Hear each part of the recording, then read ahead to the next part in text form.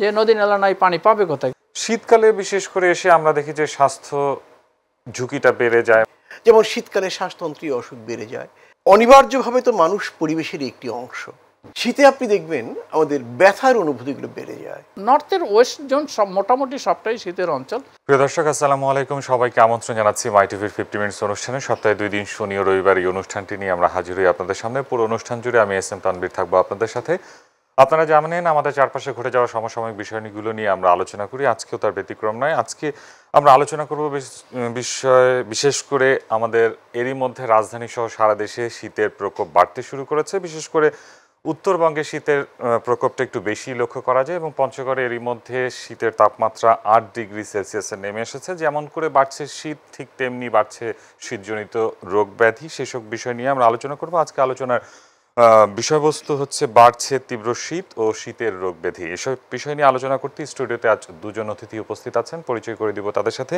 প্রথমে আছেন ডক্টর লেলিন চৌধুরী, জনস্বাস্থ্য বিশেষজ্ঞ, এবং এরপরে আছেন মোহাম্মদ শাহ আলম, আবহাওয়া বিশেষজ্ঞ, সাবেক পরিচালক, আবহাওয়া অধিদপ্তর। আপনাদের দুজনকেই মাই টিভির স্টুডিওতে স্বাগত। শুরু করতে চাই আলোচনা। এখন আমরা প্রায় ডিসেম্বরের মাঝামাঝি এবং বছরের শেষ প্রান্তে এসে দাঁড়িয়েছি। বাড়ছে শীত, বিশেষ করে উত্তরবঙ্গে এরই মধ্যে 8 ডিগ্রিতে নেমে এসেছে। প্রথমে জানতে চাই মোহাম্মদ শাহ আলম, আপনার কাছে আসলে আবহাওয়া কি বলছে, শীতের তীব্রতাটা কেমন হতে পারে এবছর? আপনাকে ধন্যবাদ। অ্যাকচুয়ালি এই যে বিষয়টা বলতে চাচ্ছেন সেটা হচ্ছে শীতজনিত বিষয়। তো শীতের কতগুলো ধারা উপধারা আছে। প্রথমত হলো শীত আমাদের দেশে নর্মালি যে সিজনাল শীতগুলি হয় সেটা আমরা সবাই জানি, কিন্তু এইটা শিফট হয়ে যাচ্ছে।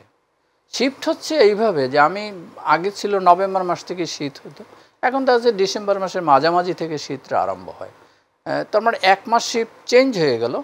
এই নাতিশীতোষ্ণ টাইমটা আমাদের ওগুলোই পাওয়া যায় না। যেমন অগ্রহায়ণ পৌষ মাসে শীত হয়, এটা সবাই জানে, এভাবেই কাজটা হতো।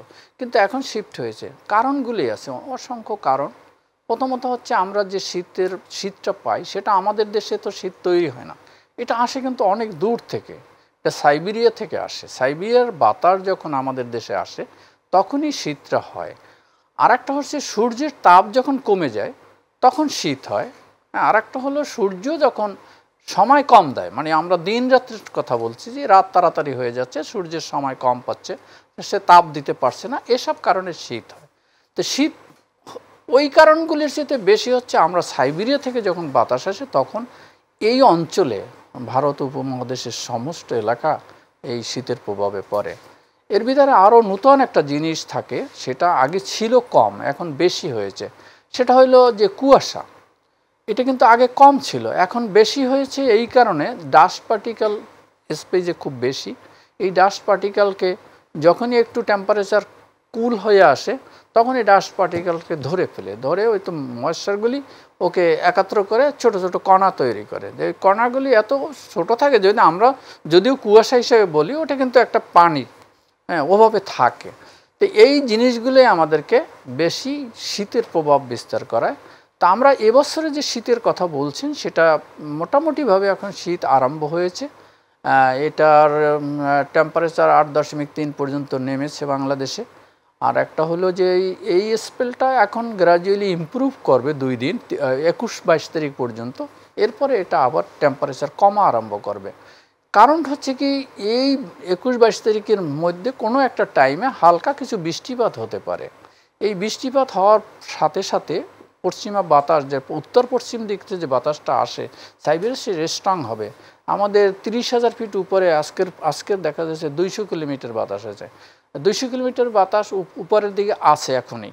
তো এই বাতাসটা যদি নিচের দিকে কিছুটা নেমে আসলে সারফেস লেভেল পর্যন্ত আসে। কিভাবে আসে? এখানে কাছাকাছি আসার পরে হিমালয় বাধাপ্রাপ্ত হয়।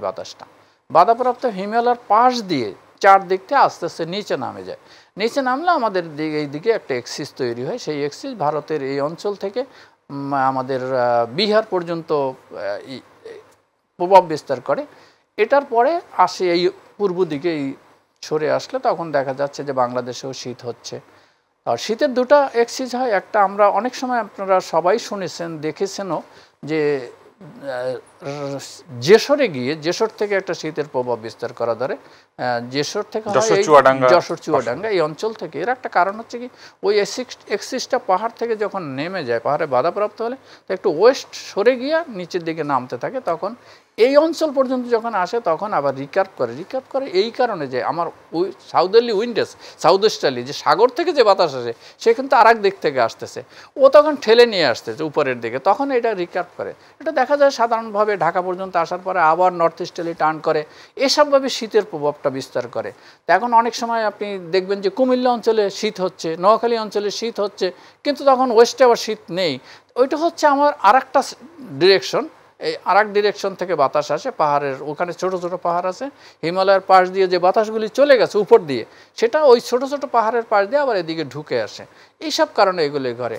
আর বড় ধরনের শীত, সাইবেরিয়ার যে বড় বাতাস যেটাকে আমরা বলি, সেটা হইলে এই 200 কিলোমিটার 250 কিলোমিটার বেগের বাতাসটা আস্তে আস্তে নিচের দিকে নামলে আপনি দেখবেন শীতের আগে 10-20 কিলোমিটার বাতাস হচ্ছে, তাই না? এই শীতের বাতাসটা কোনো সময় দেখা যাচ্ছে যে এখান থেকে একেবারে মানে ওয়েস্টে, সাউথ ওয়েস্টে সরে না গিয়ে সে মোটামুটি এখান থেকে মাঝামাঝি অঞ্চল থেকে আমাদের দেশের ভিতর ঢুকে যায়, ঢুকে গেলে এটা একেবারে চট্টগ্রাম পর্যন্ত চলে যেতে পারে ওই বাতাসটা। ওই সময় চট্টগ্রাম অঞ্চলেও শীত পড়ে।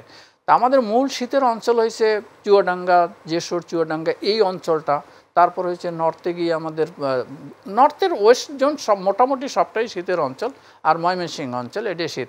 ঢাকাতে একটু কম থাকে, ওই 2-1 যখন স্পেলটা পার হতে থাকে তখন 2-1 দিন বা 2-3 দিন শীত বেশি পড়ে, এটাই শীতের মূল তো শীত তো আমরা কেউ পরিবর্তনও করতে পারবো না, সিজনাল প্যাটার্ন থেকেও চেঞ্জ হয়ে গেছে। তো এখন আমরা যেসব ক্ষেত্রে আমরা এটা জানতে পারি, যখন আবহাওয়া অফিস যখন বলে, তো এসব ক্ষেত্রে মানুষের উপকার করার জন্য যতটুকু পারে শীত বস্ত্র টস্ত্র দিয়ে যেভাবে পারে সেগুলো হেল্প করতে হবে, এতটুকুই করা যেতে পারে। আর শীতের জন্য যে সমস্ত মানে অনেক প্রকার সমস্যা তৈরি হয় শীতকালে, শীতের অসুখ রোগ ব্যাধি অনেক বেশি আছে, সেখানে আপনি মানে ডাক্তার সাহেব আছেন, লেলিন সাহেব, উনি বলতে পারবেন। তবে আমি একটা কথা বলি শুধু এর সাথে, আপনারা সবাই দেখেছেন শুনেছেন যে পৌষ মাসে যদি কুয়াশা হয় আর শীত আসে তখন সেসব ক্ষেত্রে ধান খেতে পোকা হয়। হ্যাঁ, এই পোকাটা অল্প সময়ের ভিতর মানে 1-2 দিনের মধ্যেই পোকাটা হয় এবং ধান কাজ কেটে ফেলে। এটা আমরাও ছোটোবেলা দেখেছি যখন গ্রামে গেলে। তো এটা একটা বিষয় যে হ্যাঁ এটা কীভাবে তৈরি হইতে পারে, হ্যাঁ ডাক্তার সাহেব আরো ভালো বলতে পারবেন, আমি একটু খালি উদাহরণ দিলাম যে এরকম ঘটনা ঘটে। মানুষের কথা পরে বলি, আবারও ফিরছি আলোচনায়, যেতে চাই ডক্টর লেলিন চৌধুরী আপনার কাছে। আমরা কিছুদিন ধরে দেখছি যে বায়ু দূষণের তালিকায় ঢাকার যে বায়ু এটাকে প্রায় প্রথম সারির দিকে ছিল, এবং শীতের কারণে এটার সাথে সম্পৃক্ত তো কিনা, এবং বায়ু দূষণের কারণে আসলে কি ধরনের স্বাস্থ্য ঝুঁকি হতে পারে? ধন্যবাদ। শীতকালে বাতাসের আর্দ্রতা কমে যায়, বাতাস শুষ্ক হয়ে যায় এবং বৃষ্টিপাত একেবারেই কম থাকে, ফলে ধূলিকণাগুলো এই সময় অনেক বেশি পরিমাণে বাতাসে ভাসে, ফলে বায়ুর দূষণ অনেক বেড়ে যায়। যে কারণে দেখবেন বর্ষাকালে আমাদের দেশে বায়ুর দূষণ সর্বনিম্ন থাকে এবং শীতকালে সর্বোচ্চ থাকে, যার ধারাবাহিকতায় গত 2-3 সপ্তাহের বেশ অনেকগুলো দিন বাংলাদেশের ঢাকা শহর ছিল বিশ্বের দূষিততম বায়ুর নগরী। বাংলাদেশও এরকম ছিল। এবং যখন এটি ঘটে, অনিবার্যভাবে তো মানুষ পরিবেশের একটি অংশ, ফলে পরিবেশের নেতিবাচক পরিবর্তনগুলো মানুষকেও কিন্তু নেতিবাচকভাবে প্রভাবিত করে। যেমন এই ধুলাবালিগুলো যখন নাক দিয়ে ঢুকে যায়, প্রথমেই হাঁচি, কাশি, সর্দি, অ্যালার্জি, গলায় ব্যথা, নিউমোনিয়া এগুলো শুরু হয়। যাদের যেসব লোকজনের হাঁপানির রোগ রয়েছে, গত বছর শীতকালে তাদের হাঁপানির টান উঠেছিল, তো এই বছর আবার যখন ঠান্ডা পড়ল, বায়ুর দূষণ বেড়ে গেল, আবার কিন্তু তার হাঁপানির টান বেড়ে যায়। এবং শিশুদের ক্ষেত্রে আমরা দেখি শিশুদের শ্বাসের টান খুব দ্রুত বেড়ে যায়। এমনকি এই সময়ে জন্ম নেয়া, যদি আমরা ওইভাবে বড় কোনো আমাদের সমীক্ষা নেই, কিন্তু আমাদের প্রতিদিনের যে পর্যবেক্ষণ, সেই পর্যবেক্ষণ থেকে কিন্তু আমরা বলতে পারি যে যদি একদিনে 10টি নবজাতক জন্ম নিল, তার মধ্যে কিন্তু প্রায় অর্ধেকই 1 থেকে 2 সপ্তাহের মধ্যে শ্বাসতন্ত্রীয় সমস্যায় আক্রান্ত হয় এবং অনেকেরই নিউমোনিয়া তৈরি হয়। একটি বিষয় আমাদের মনে রাখতে হবে, প্রকৃতির যে ঋতুবিন্যাস, এই ঋতুবিন্যাসে এক একটা সময় প্রকৃতি এক একটা পসরা নিয়ে আসে। যেমন বসন্তে থাকে ফুলের পসরা, তেমনি শীতে কিন্তু তাজা শাকসবজি ফলমূল থাকে। আবার একই সময় আমরা দেখব প্রত্যেকটা ঋতুতে কিন্তু কতগুলো নেতিবাচক বিষয় মানুষ এবং প্রাণী উদ্ভিদের স্বাস্থ্যের জন্য ক্ষতিকর কিছু বিষয় থাকে। যেমন শীতকালে শ্বাসতন্ত্রীয় অসুখ বেড়ে যায়, বায়ু দূষণ বেড়ে গেলে আমরা দেখি হার্ট অ্যাটাকের রেট বা হার বেড়ে যায়, এটা আমরা দেখি। এবং ভোরের দিকে হার্ট অ্যাটাকের রেট এই সময় বেশি হয়, কারণ শীতে হয় কি আমাদের শরীরের রক্ত সংবহন তন্ত্রের যে ধমনীগুলো, শিরাগুলো, এগুলো একটু সংকুচিত হয়। ফলে এই সংকোচনের কারণে হৃৎপিণ্ডে অনেক সময় হৃৎপিণ্ডে এবং মস্তিষ্কে যে পরিমাণ রক্ত পৌঁছানো দরকার সেটা পৌঁছতে ব্যর্থ হয়, তখন কিন্তু স্ট্রোকটা হয়। এ কারণে লক্ষ্য করবেন আমরা শীতকালে কাউকে সকালবেলা খুব ভোরে সকালে হাঁটতে বলি না, আমরা বলি রোদ ওঠার পরে যখন তাপমাত্রাটা একটু বেড়ে যায়, অথবা বিকেলে বা অন্য কোনো সময়। এবং যখন বেশি শীত দিনের পর দিন চলতে থাকে আমরা বলি বাইরে না হেঁটে ঘরের ভেতরে একটু দাঁড়িয়ে দৌড়ানোর চেষ্টা করবেন, যেটাকে ইংরেজিতে জগিং বলে, সেটা করতে পারেন। এরকম তো অনেকগুলো বিষয় রয়েছে এবং শীতবস্ত্রের ব্যাপারটাও আমরা গুরুত্ব দিই। এছাড়া আরও কতগুলো ব্যাপার আছে, সেটা হলো শীতকালে মানুষ পানি কম খেতে চায়, ফলে যাদের মূত্র পরিবহন তন্ত্রের সংবহন তন্ত্রের সমস্যা রয়েছে সেটিও কিন্তু বেড়ে যাওয়ার সম্ভাবনা থাকে। শীতে আপনি দেখবেন আমাদের ব্যথার অনুভূতিগুলো বেড়ে যায়। যে মানুষটির 2 মাস আগে তার হাঁটুর যে অস্থিসন্ধি যে ব্যথা ছিল বা হাতের অস্থিসন্ধির ব্যথা যেরকম ছিল, শীতকালে ওই একই ব্যথা তার জন্য তীব্র মনে হবে, কারণ ব্যথার অনুভবটাও বেড়ে যায়। এভাবেই শীতকালে যেমন একদিকে ধুলা দূষণ, বায়ু দূষণ, অন্যদিকে ব্যথার তীব্রতা বৃদ্ধি এবং কতগুলো নূতন অসুখও শুরু হয়। তো আমরা শীতকালে দেখি বেশিরভাগ শিশু এবং বয়োজ্যেষ্ঠ যারা আছে তারা বেশি ভোগান্তির শিকার হয়, এরকমটা কেন আসলে? আচ্ছা, প্রথমত শিশুদের ক্ষেত্রে বলি, শিশুদের শরীরের রোগ প্রতিরোধ ক্ষমতা অপূর্ণাঙ্গ, পরিপূর্ণ হওয়ার দিকে অগ্রসর হচ্ছে। অর্থাৎ তার শরীরে রোগকে প্রতিরোধ করার জন্য যে পরিমাণ সৈন্যদল দরকার সেটি তার নেই। ফলে প্রথমত তাদেরকে যে কোনো রোগ আক্রমণ করে এবং শীতকালে ঠান্ডা, নিউমোনিয়া তাদেরকে প্রথম আক্রমণ করে। অন্যদিকে বয়োবৃদ্ধ মানুষ যারা, তাদের শরীরের রোগ প্রতিরোধ ক্ষমতা অনেকটা কমে যেতে থাকে বা কমে গিয়েছে, ফলে তারাও বেশি আক্রান্ত হয়। এ কারণেই দেখবেন সবসময় দুটো গ্রুপের মানুষের উপরে রোগের আক্রমণটা বেশি লক্ষ্যযোগ্য হয়, শিশু এবং বৃদ্ধ। শীতকালেও কিন্তু এর ব্যতিক্রম হয় না। জি, ধন্যবাদ। ফির আবারও যেতে চাই মোহাম্মদ শাহ আলম আপনার কাছে। আসলে আপনি যেমনটা বলছিলেন যে নভেম্বরে শীত শুরু হয়, কিন্তু আমরা আসলে এখন দেখছি ডিসেম্বরের মাঝামাঝি এসে আমরা শীতটা বাড়ছে। আসলে এই বায়ুর পরিবর্তন বা জলবায়ু পরিবর্তনটা কতটুকু বাংলাদেশে কার্যকর হচ্ছে এবং আসলে আমরা কতটুকু সামনে শীত পাবো এরকম আগাম কোনো ধারণা করা যাচ্ছে কিনা, কিংবা এটা প্রেডিক্টেবল কিনা? আসলে ধন্যবাদ। সব জিনিস প্রেডিক্টেবল না, তবে কিছু জিনিস তো আছেই যে মানুষ এটা গবেষণা করতেছে, প্রতিনিয়ত নতুন নতুন জিনিস আবিষ্কার করতেছে। তো এখানে হচ্ছে যে শীতের সিজন চেঞ্জ হয়েছে বাংলাদেশে শুধু নয়, এই অঞ্চলের একটু সিজনাল প্যাটার্ন চেঞ্জ হয়েছে। কেন সিজনাল প্যাটার্ন হচ্ছে অনেকগুলি কারণে। আপনি প্রথমেই বলছি শীতকালে সূর্যের থাকে কম, কারণ সে থাকে ডিউরেশন খুবই কম থাকে। সকালে থাকে কুয়াশা, তারপর ঘন্টা 2 সূর্য থাকার পরে আবার দেখা যাচ্ছে বিকালের দিকে সূর্য পশ্চিম আকাশে চলে গেলে তখন টেম্পারেচারটা অত রাইজ করতে পারে না, এটার কারণে ঠান্ডা অনুভূতি হয়। আর একটা সমস্যা হচ্ছে ম্যাক্সিমাম মিনিমাম টেম্পারেচার আছে, যেটা ডিফারেন্স বেশি হইলে অনেকগুলি সমস্যা দেখা দেয়। প্রথমত হলো যে আমি যদি ম্যাক্সিমাম টেম্পারেচার মিনিমাম টেম্পারেচার কাছাকাছি এসে পড়ছে কোনো কোনো সময়, যেমন সারাদিন সূর্য যদি না থাকে তাহলে ম্যাক্সিমাম টেম্পারেচারটা কম হবে, আর রাতভর গিয়ে দেখা গেল 2 ডিগ্রি ডিফারেন্স হয়েছে মিনিমাম টেম্পারেচার। এইসব ক্ষেত্রে শীতের অনুভূতি বেশি। টেম্পারেচারে দেখা যাবে অ্যাভারেজ টেম্পারেচার ঠিক আছে, কিন্তু অনুভূতি খুব বেশি হয়। এর সাথে যদি বাতাস থাকে, বাতাস থাকলে অনেক বাতাস হাই উইন্ড তো আমাদের দেশে হয় না, তবুও তারপরও যে উইন্ড থাকে এটাও অন্য অন্য জায়গায় তো পোলের দিকে হাই উইন্ড থাকে, 100 কিলোমিটার বাতাস সারফেস লেভেলেও থাকে। তো ওই সব দেশে সেই জন্য ঠান্ডা বরফ অনেক তাড়াতাড়ি হয়ে যায়। আমাদের দেশে হাই উইন্ডটা হয় না, সেই জন্য ওই শীতটা খুব বেশি লাগে না। তারপরও যে টেম্পারেচার যদি না থাকে তা আপনার শরীরে অনুভূতি আসবেই যে হ্যাঁ এটা ঠান্ডা লাগতেছে। তো এটার চেঞ্জ যেটা হয়েছে সেটা আপনি পরিবর্তন করতে পারবেন না, চেঞ্জটা হইতেই থাকবে। কারণ হচ্ছে আমাদের ক্লাইমেট চেঞ্জ হয়েছে, সারা পৃথিবীতেই মোটামুটি এক জায়গায় না এক জায়গায় শিফটেড হয়েছে। যেমন মনে করেন আরব দেশে এখন ফসল হয়, রবি শস্য হয় বা গাছগাছরা হয়, এটা আগে ছিল না। বৃষ্টি হয়, এবারও দেখেছেন আরবের বহু এলাকা তলিয়ে গেছে 2-3 দিন করে, সারায় বৃষ্টি হয়। তার মানে এটা পরিবর্তন হয়েছে। তো পরিবর্তন হয়েছে মানে ও শিফট হয়েছে, ওয়েভ লেন্থ আছে একটা, সে চলাফেরা করে, সে পূর্ব থেকে পশ্চিম, পশ্চিম থেকে দক্ষিণ পশ্চিম হয়, তারপর পূর্ব দিকে যায়, এভাবেই চলে। সূর্য যেভাবে চলে এই ওয়েভ লেন্থগুলি সেই তার উপর নির্ভর করে। তো এখন দেখা গেলো একটু শিফট হয়েছে, শিফট হলে ভারতের অংশ পার হয়ে যখন জায়গা, তখন আরব এলাকায় গিয়ে এটা শিফট হয়ে তা সেই সব জায়গায় বৃষ্টি হয়, টেম্পারেচার অ্যাভারেজ হয়ে যাচ্ছে, হ্যাঁ, গরম আর শীত কাছাকাছি আসতেছে, এই ঘটনাগুলি ঘটে।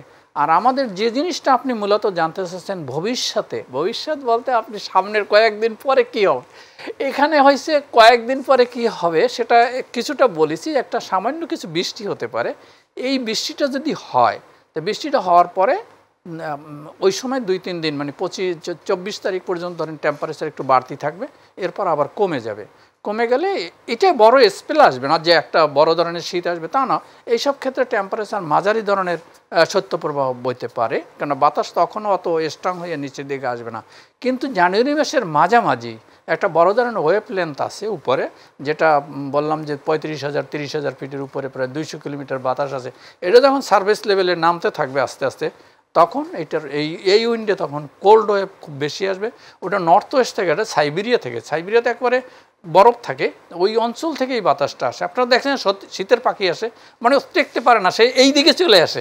তো এরকম শীতের বাতাসটাও এইভাবে আসতেছে, এবারে এসে তারপরে আবার এটা ডিরেকশন চেঞ্জ হয়। কারণ আমাদের এখানে একটা উপকারী যন্ত্র আছে, সেটা হলো বে অফ বেঙ্গল। সে আরও একটা নতুন জিনিস তৈরি করে, সে একটা বাতাসের ডিরেকশন বদলিয়ে দেওয়ার পরে ও বঙ্গোপসাগরের দিকে না গিয়ে আবার ল্যান্ড হয়ে ওইদিকে নর্থ ইস্টে চলে যায়, যেমন চায়না ওইদিকে যায়, আস্তে আস্তে এটা কমেও যায়, হ্যাঁ, কোনো ক্ষেত্রে অনেক দূর পর্যন্ত যেতে পারে। তো এই জিনিসগুলোই আমাদের ন্যাচারাল হিসাবেই আছে। যেমন বে অফ বেঙ্গল একটা ন্যাচারাল পয়েন্টে মানে এখান থেকে যে বাতাস আসে বা যেখানে যে সাগরে যে সমস্ত জিনিস তৈরি হয়, সেগুলো আমাদেরকে সাহায্য করে অনেক ক্ষেত্রে। আবার হিমালয় পর্বত আমাদেরকে অনেক ক্ষেত্রে সাহায্য করে। হিমালয় পর্বত যদি না থাকতো তাহলে আমাদের বৃষ্টিটা হতো না, চলে যেত, সব বাতাস সহ চলে যেত। আর ওই হিমালয় পর্বতের জন্য আমরা এখন শীতও পাচ্ছি, আর হিমালয় পর্বত যদি না থাকতো শীতও আসতো না, সে আরও চলে যেত বাতাস নিয়ে। তাই ন্যাচারালি এভাবে এইগুলি তৈরি হয়েছে, যেটা একটার সাথে একটা রিলেটেড। আমরা এখন এটাকে অ্যানালাইসিস করে, আমরা টাইম মেনটেন করে বা এর প্রভাবে কি ক্ষতি হতে পারে সেগুলো আমরা দেখে আমরা আমাদের কাজ করতে হবে। এটাই মূল। আসলে জানুয়ারি মাসে 2-3টা শৈত্যপ্রবাহ হবে, তিনটার মতো হবে, 3টা জানুয়ারি মাসে। এবার তো ডিসেম্বর মাসের আরম্ভ হচ্ছে মাত্র, তো এর জন্য জানুয়ারি মাস পর্যন্ত লাগবে 3টা শৈত্যপ্রবাহ। জানুয়ারি মাসের পরে এটা কমা আরম্ভ করবে। তো টেম্পারেচারটা বড় ধরনের টেম্পারেচার এবছর অ্যাভারেজ টেম্পারেচার বড় ধরনের কমবে না, কিন্তু ওই শৈত্যপ্রবাহ টাইমগুলো, যে সময় সিভিয়ার শৈত্যপ্রবাহ যেসব অঞ্চল দিয়ে প্রবাহিত হবে। ডক্টর লেলিন চৌধুরী, আপনার কাছে ফিরতে চাই। আসলে যেমনটা আমরা শুনছিলাম যে সামনে শৈত্যপ্রবাহ আরও বাড়বে আসলে, তো এই মুহূর্তে রোগ ব্যাধি এখনই যে আকার রূপ ধারণ করেছে, তাতে অনেক মানুষ হসপিটালে যাচ্ছে, ভর্তি হচ্ছে। আসলে কি সতর্কতা অবলম্বন করা যেতে পারে যাতে রোগ ব্যাধি প্রতিরোধ করা যায়? মানুষ কি ধরনের আগাম সতর্কতা নিতে পারে? আসলে শীতে যে রোগগুলো হয়, প্রথম তো ঠান্ডাজনিত রোগ বেশি, অতএব শরীরে যেন ঠান্ডা না লাগে পর্যাপ্ত জামাকাপড় পরতে হবে, 1 নম্বর। 2 নম্বর হচ্ছে শীতের সময় যে রোগ ব্যাধিগুলো হয় তাকে প্রতিরোধ করার জন্য শরীরে যে জাতীয় খাদ্যের দরকার হয় তার একটি বড় অংশ থাকে শীতকালীন শাকসবজিতে। প্রকৃতির একটি অদ্ভুত বিধান। তো শীতকালীন শাকসবজি আমাদেরকে পর্যাপ্ত পরিমাণে গ্রহণ করতে হবে। এবং অন্যদিকে এটাও মনে রাখতে হবে যে এবারে শীতে যে রোগ ব্যাধিগুলো হচ্ছে তার মধ্যে প্রথম হচ্ছে জ্বরের ধরনটা কিন্তু সহজ সরল নয়। কারণ দেশে ডেঙ্গু হচ্ছে, করোনাও হচ্ছে, শীতের সময় ভাইরাসজনিত জ্বর বেড়ে যায়, আবার সংক্রমণ জাতীয় জ্বরও কিন্তু বেড়ে যায়। অতএব জ্বর যদি কারো দেখা দেয়, সেই জ্বরটাকে কিন্তু অবহেলা করা যাবে না। তার জন্য যথেষ্ট শুরুর থেকেই যা যা ব্যবস্থা নেওয়া দরকার, চিকিৎসকের পরামর্শ নেওয়া দরকার, সেটি নিতে হবে। একই সময়ে কিন্তু আরেকটা ব্যাপার খুব গুরুত্বপূর্ণ, যেমনটি আমাদের আবহাওয়াবিদ বললেন যে আমাদের সময়গুলো বদলে যাচ্ছে। যখন শীত থাকার কথা ছিল, শীত পিছিয়ে যাচ্ছে।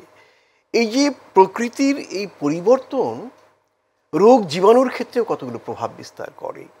দেখা গেল যে রোগ জীবাণুগুলো আগে শীতকালে রোগ তৈরি করতে সমর্থ হতো না, পরিস্থিতি বদলে যাওয়ার কারণে তারা নূতন উদ্যমের শক্তি সঞ্চয় করে মানুষকে আক্রমণ করার ক্ষমতা অর্জন করে। যেমন ধরুন, একটি সময় ছিল ডেঙ্গু ভাইরাস বা ডেঙ্গু জ্বর। এটি বর্ষাকালের এবং বর্ষাকালের আশেপাশে হতো, কিন্তু আজকে ডিসেম্বরের 15 তারিখ, আজকেও কিন্তু প্রচুর ডেঙ্গু রোগী হাসপাতালে ভর্তি হয়েছে। তার মানে ডেঙ্গু রোগীটা হচ্ছে। এবং যেমনটি আবহাওয়াবিদ আমাদেরকে পূর্বাভাসে বললেন যে আগামী কয়েকদিনের মধ্যে 1 থেকে 2 দিনের বৃষ্টিপাত হতে পারে। বৃষ্টিপাত হওয়া মানে কিন্তু পানি জমে যাবে, ফলে ডেঙ্গুর প্রাদুর্ভাব কিন্তু পরবর্তী 2 থেকে 3 সপ্তাহের জন্য আবার বেড়ে যাওয়ার একটা সম্ভাবনা তৈরি হচ্ছে। তার মানে প্রকৃতির এই বদলে যাওয়া ধরনটা রোগ জীবাণুকেও বদলে দিচ্ছে, এবং ফলে সেটি কিন্তু মানুষের জন্য ক্ষতিকর হয়ে যাচ্ছে।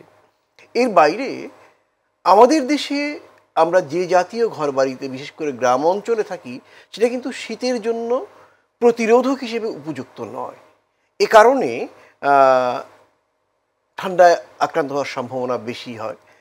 আমরা বলতে চাইব, বাড়িঘর যে ধরনের হোক না কেন, এমনকি যদি পাটখড়িরও বেড়া থাকে বা ছনেরও বেড়া থাকে, সেটাকে কিন্তু বায়ুরোধী করার খুব সহজ কিছু পদ্ধতি রয়েছে, যেটি অনেক জায়গায় আমরা দেখেছি দেশের বাইরে। সেটা হচ্ছে পত্রিকার যে কাগজগুলো আছে না, এই কাগজগুলো যদি পেস্ট করে দেওয়া হয়, তাহলে কিন্তু এটি বায়ুরোধী হয় এবং ঘরের ভেতরে শীতের পরিমাণ কমে যেতে পারে।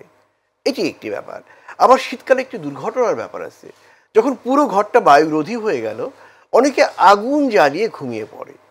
এতে কিন্তু একটা মারাত্মক দুর্ঘটনা হয়। সেটা হলো যে ঘরের ভেতরে আগুন জ্বলার কারণে কার্বন ডাইঅক্সাইড তৈরি হয়। যেহেতু বাতাস চলাচলের পথটি বন্ধ, সেই কার্বন ডাইঅক্সাইড বাইরে যেতে পারে না। কার্বন ডাইঅক্সাইড এবং মনোক্সাইড এটি ঘরের ভেতরে জমা হতে থাকে এবং ঘুমিয়ে থাকা মানুষগুলোর উপরে বিষক্রিয়া করতে থাকে, এবং তারা নিজেরাও জানে না যে কখন তারা মৃত্যুর করে ঢলে পড়েছে। এটা কিন্তু শীতকালে এই চিত্রটা আমরা গত বছরও দেখেছি, তার আগেও দেখেছি। আরেকটা বিষয় আমরা দেখেছি, গ্রামাঞ্চল আসলে শীত নিবারণের জন্য মানুষ আগুন জ্বালিয়ে আসলে তাপ নেয়। এই বিষয়টাতে আসলে কোনো স্বাস্থ্য ঝুঁকি আছে কিনা? অবশ্যই কিন্তু মানুষ পুড়ে মারা যাচ্ছে, এরকমও খবর আমরা পেয়েছি, কিন্তু আসলে এইটা কতটুকু স্বাস্থ্যকর? আমরা চিকিৎসক হিসেবে কেমন পাই, যেমন আগুন জ্বালিয়ে পোহাচ্ছে, আগুন পোহানো বলে, এবং যেটা আগুন জ্বালা এটাকে অনেক জায়গায় মালসা বলে বা আলসা এই টাইপের শব্দ বলে। আগুন জ্বালে প্রথমত হয় কি, হাত যখন অনেক বেশি ঠান্ডা, আগুনের অনেক কাছে নিলেও সে কিন্তু গরম বোধ করছে না, ফলে সে বেশ কিছুক্ষণ বেশ কাছে নিয়ে যায়, ফলে নিজের অজান্তেই তার হাতগুলো কিন্তু পুড়ে যায়।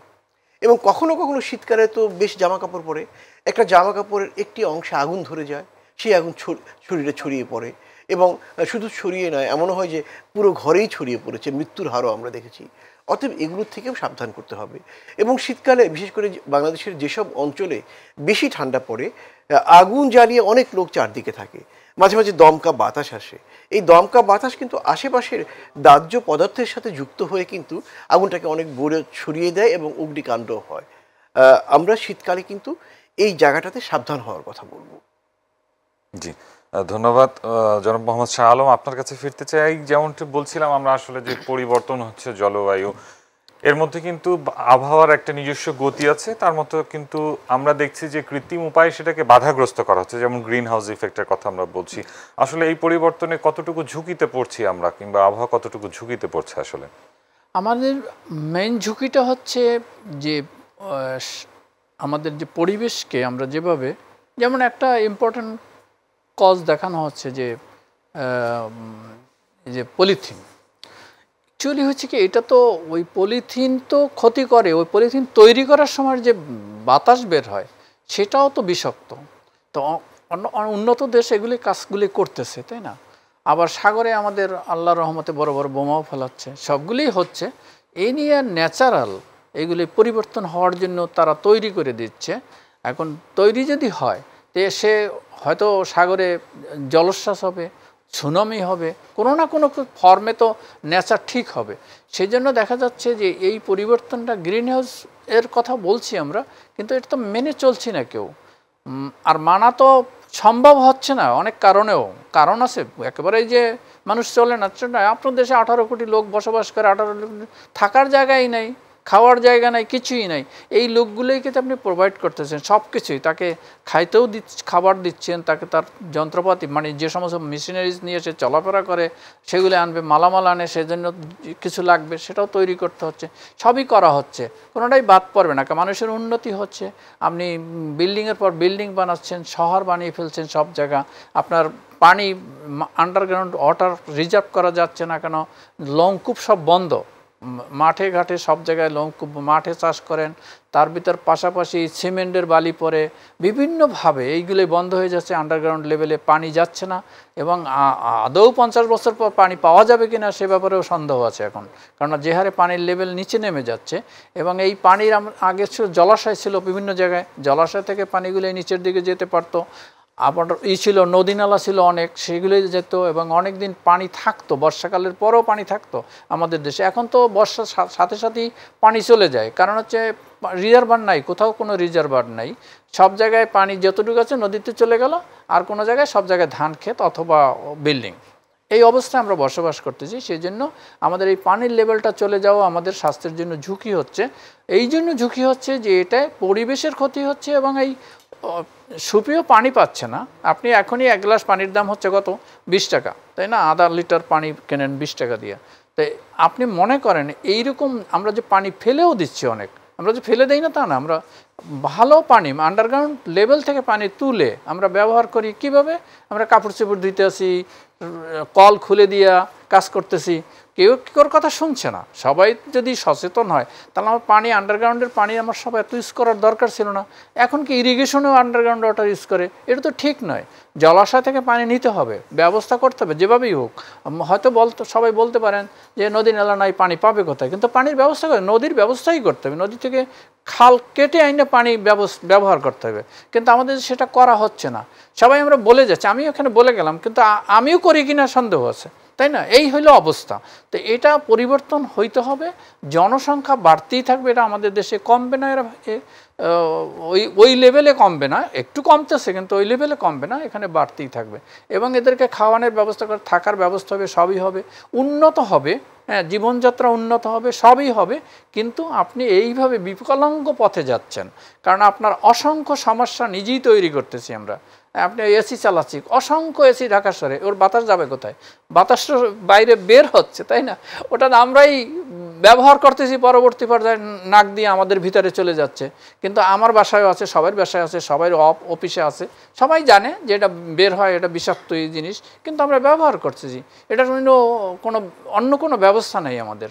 কিন্তু এইগুলোকে টেকসই করে কিভাবে করা যাবে সেভাবে চিন্তা ভাবনা করতে হবে, অন্যথায় আমি বললাম তাতে কোনো লাভ হবে না। আর পরিবেশগতভাবে আমাদের এই ওয়েদার সিস্টেমটা এটা বদলিয়ে যাচ্ছে, এটা গ্রিন হাউস ইফেক্ট হচ্ছে। তারপরে এই মূল একটা দেখেন, আপনার দেশেরই আন্ডারগ্রাউন্ড লেভেলে এই অবস্থা, তার পানি দিতে পারছেন না, তাই না?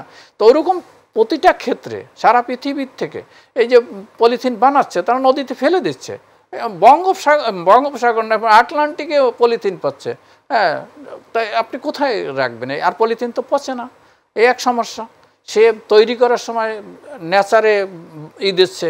শীতকালে বিশেষ করে এসে আমরা দেখি যে স্বাস্থ্য ঝুঁকিটা বেড়ে যায়, মানুষের মৃত্যু হারও বাড়ে শীতজনিত কারণে, বিশেষ করে বয়োজ্যেষ্ঠ যারা আছেন, শিশুরা আছেন। আসলে পরিবেশগত উন্নয়নে এই সরকার আর কি কি পদক্ষেপ নেওয়া উচিত, বা উন্নয়নে কি কি সুযোগ রয়েছে? আসলে না, ডাক্তার সাহেব তো বললেন যে স্বাস্থ্যগত বিষয়টাকে জনগণকে অবহিত করতে হবে এবং সেভাবে ব্যবস্থা নিতে হবে। অনেক উন্নতি হয়েছে, আমরা অস্বীকার করছি না, স্বাস্থ্যের ব্যাপারে অনেক কাজ হচ্ছে, অনেক কিছু করতেছে, আরও করতে হবে, জনগণকে সচেতন করতে হবে। যেমন আমি যদি সব জায়গায় গিয়ে বলতে পারি যে ভাই আপনারা এই শীতকালে এগুলি করবেন না, হ্যাঁ, তাহলে এরকম একটা টিম যদি থাকে তাই ওই কাজগুলি কম হবে এবং তাকে করবেন না বললে হবে না, তার অল্টারনেট একটা ব্যবস্থা আমাকে দিতে হবে যে হ্যাঁ আমি এই কাজটা করবো না, তখন অন্য কী করব তখন? তো আমি বাসায় বসে থাকলে তো হবে না, তাহলে আমার করণীয় কী সেগুলি তাকে দিতে হবে এভাবে। আর উন্নয়নের জন্য আপনি যেটা বলছেন সেটা একটা পার্টিকুলার পয়েন্টেই করলে তো হবে না, সারা দেশে। যেমন বুড়িগঙ্গা নদী বললে 10 ফিট পলিথিন আছে, তা পলিথিন কীভাবে যায় সেটা সচেতন হইতে হবে সেখানে। এই পলিথিন যদি উৎপাদন একেবারেই না হয় তাহলে তো সমস্যার সমাধান হয়ে যাচ্ছে। পলিথিন উৎপাদন করা তো বন্ধ করতে সরকারের 5 দিনও সময় লাগবে না, সব ইন্ডাস্ট্রি সিলগালা করে দেবে হবে। মানুষ কী করবে সেটা পরে চিন্তা করবে। আর সবাই চাচ্ছে অল্টারনেট ঠিক আছে, অল্টারনেট পাটের ব্যাগটা বানানোর চেষ্টা করবে, সেই ইন্ডাস্ট্রিগুলিকে টাকা পয়সা দিয়ে তৈরি করতে হবে। আমার সোজা হিসাব আর কি, বাঁকা হিসাবে তো হবে না। আমি পলিথিন বন্ধ করে দিলাম, কিছু ব্যবস্থা দিতে হবে। আমি পলিথিনের অল্টারনেট পুরো ব্যবস্থা দিতে পারবো না, কারণ হচ্ছে এটা একটা বড় ধরনের ইন্ডাস্ট্রি গড়ে উঠছে। হ্যাঁ, এটা আমি এখন দিতে পারবো না, তাহলে আমাকে ছোট করে তো কিছু আগাইতে হবে। আগে তো মানুষে ব্যাগ নিয়েই যেত বাজারে, এখনও যাবে, অসুবিধা নেই। আবার যদি আমরা একটু শীতের দিকে ফিরতে চাই, এই বছর বলা হচ্ছে যে স্মরণকালে সবচেয়ে বেশি শীত এবছর আসলে মানুষ অনুভূত করতে পারবে, এরকমটা কেন বলা হচ্ছে? না, অ্যাকচুয়ালি এটা কেন বলা হয়েছে তা জানি না, স্মরণকালের হবে কিনা তাও জানি না। কারণ হচ্ছে ওয়েভ লেন্থটা বড় আছে, সেই জন্য হয়তো বলতেছে। কেউ কোনোভাবে অ্যানালিসিস করছে আমি জানি না, কিন্তু আমরা সংবাদ মাধ্যমে বিভিন্ন ওয়েভ লেন্থটা বড়, এরকম একটা ওয়েভ লেন্থটা বড়, যেটা অনেক দূর থেকে আসতেছে এবং আপার উইন্ড অনেক বেশি। মানে বললাম তো 200 কিলোমিটারের মতো বাতাস আছে উপরে, 30,000 ফিট উপরে, বেশি দূরে না। 30,000 ফিটে বাতাস নামতে 2-3 দিন লাগে, আর বেশি সময়ও লাগে না যদি ওই রকম ওয়েভ লেন্থগুলি চলতে থাকে। তো এই ঘটনার জন্য হয়তো বলতেছে স্মরণকালের হবে কিনা সেটা বলা যাবে না। টেম্পারেচার তো অনেকবারই কমছে, তবে এবার 3টে স্পেল আসবে বড়, সেই জন্য হয়তো সবাই এটা বলতেছে। এটা যারা বলছে আবহাওয়াবিদরা, তারা হয়তো ওই 3টে স্পেলের জন্যই হয়তো 3বার আসবে এবং এটা একটা বড় হবে, বেশি বড় হবে। এটা মনে হয় জানুয়ারি মাসে মাঝামাঝি গিয়েই একটা বড় ধরনের স্পেল আসতে পারে। এইখানে এই ডিসেম্বরের শেষের দিকে একটা আসবে, তা জানুয়ারি মাসে মাঝামাঝি একটা আসবে।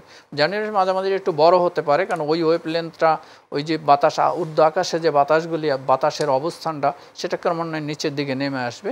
নেমে আসলে এটা এমনকি পশ্চিম বাংলা হয়ে তারপরে এদিকে আসবে, যেমন সাতক্ষীরা, চুয়াডাঙ্গা টুঙ্গা, এই সব জায়গায় তো চুয়াডাঙ্গায় সবসময় টেম্পারেচার কমে যায় এই কারণেই, কিন্তু ওটা আরও স্থায়ী হবে।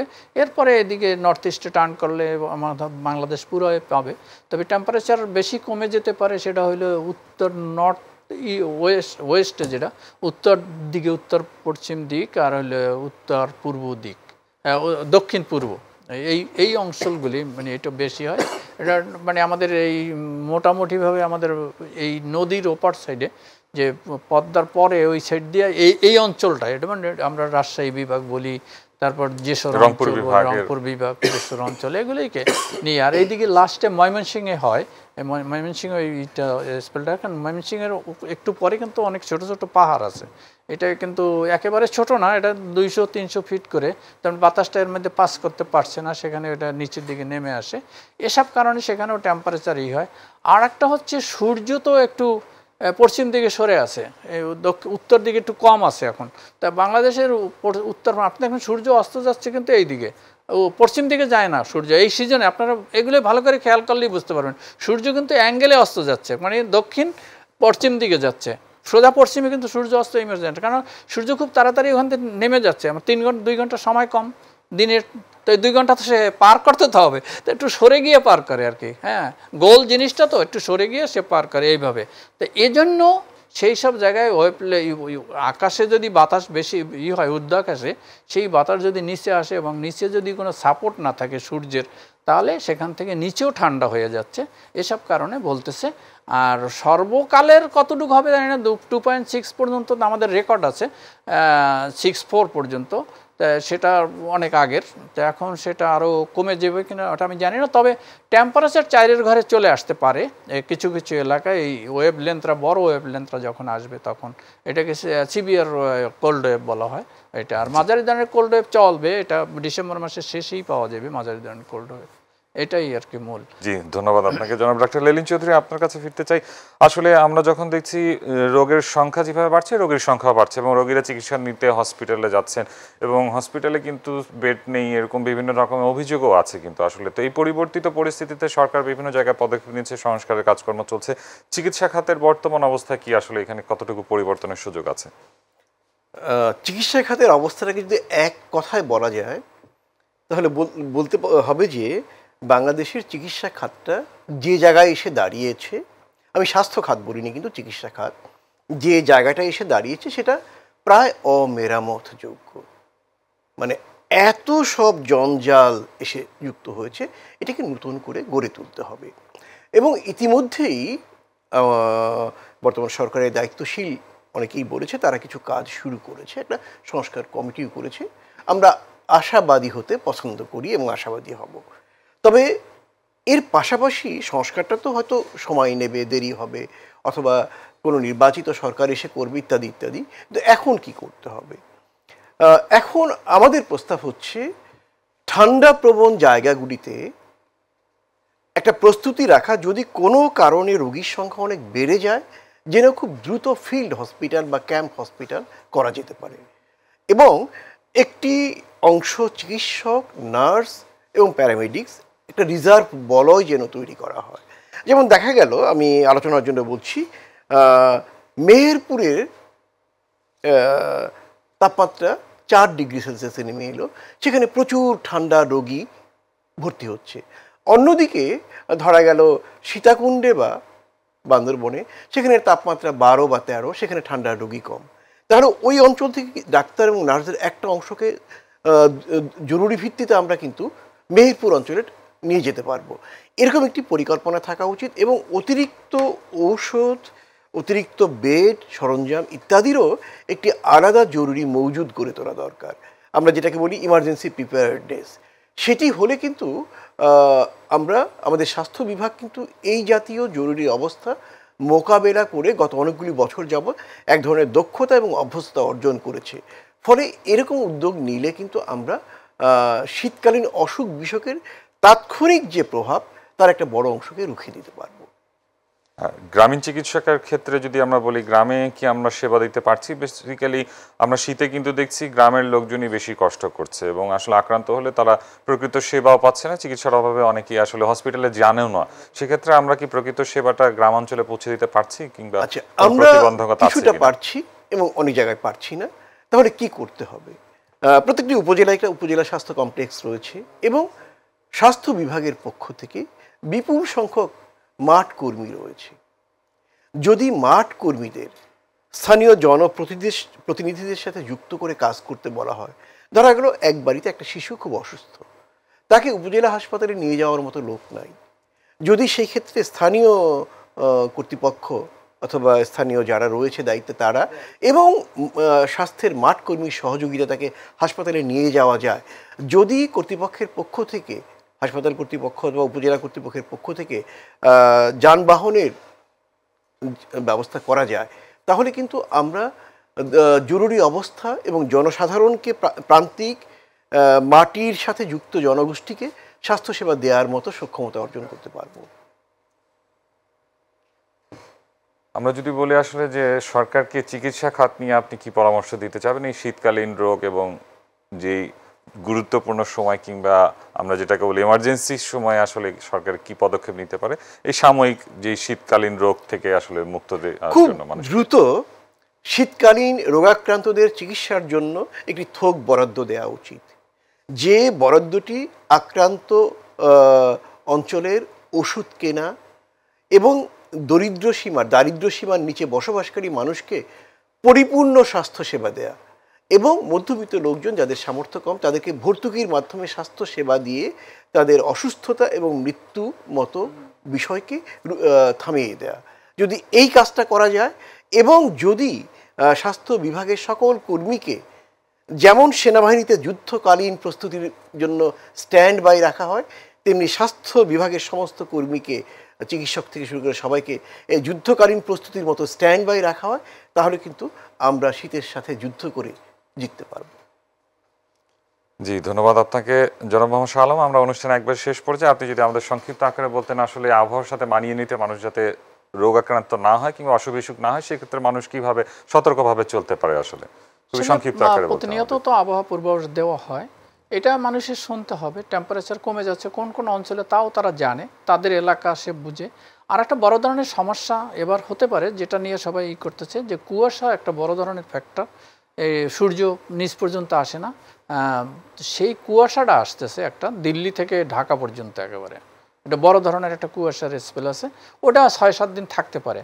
এই 6-7 দিন মানুষের বেশি কষ্ট হবে। এই সময় ডাক্তারদেরও সচেতন হতে হবে, ওই সময় অসুস্থর সংখ্যা বেড়ে যাবে, অটোমেটিক্যালি বেড়ে যাবে, এবং পোকামাকড়ও বেড়ে যাবে। ফসলের জন্য তাদের যারা কাজ করে তাদেরকেও রেডি থাকতে হবে, ফসলের জন্য যে সমস্ত কীটনাশক দরকার সেগুলি রেডি রাখতে হবে। অ্যাকচুয়ালি ওই টাইমটা একেবারে সূর্য অনেক সময় অনেক জায়গায় পাবেই না। এখনই 2-1 জায়গায় ডাস্ট পার্টিকেলের জন্য নর্থ ওয়েস্ট পার্টে তো দেখা যায় না, রংপুর দিনাজপুরে সূর্য আসলেও দেখা যায় না, কেননা ওখানে এত ধুলা, সেজন্য আর দেখা যায় না। ঢাকায় তো ধুলার চাইতে অন্য জিনিস বেশি। হ্যাঁ, ঢাকা পরিবেশের জন্য খারাপ, কিন্তু ধুলাটা এখনও অত না, কিন্তু অন্য জায়গায় ধুলো বেশি। হ্যাঁ, এই ধুলাটা উপরে তো বেশি যেতে পারে না, কিছু যাওয়ার পরে চরাঞ্চলে ওইগুলো বালু আছে, ধুলা না শুধু, এটা বালু আছে। এই বালু কণাগুলি খুব ঝামেলার। হ্যাঁ, এমনি ধুলা, মাটির ধুলা হইলে ওটা একটু পানি লাগলেই পড়ে যায়, কিন্তু বালুকণা সহজে পড়ে না। আসলে সতর্কতার কোনো বিকল্প নেই। হ্যাঁ, ওই জন্য আমরা কুয়াশার অনেক সময় দেখি খুব ছোট ছোট কণা পড়ে, ওগুলি কিন্তু ওর মধ্যে ধুলাবালি আছে সবটা, এই অবস্থায় আর কি। ধন্যবাদ আপনাদের দুজনকে, অসংখ্য ধন্যবাদ। আপনাকেও ধন্যবাদ, অনুষ্ঠানের একবারই শেষ পর্যায়ে ধন্যবাদ।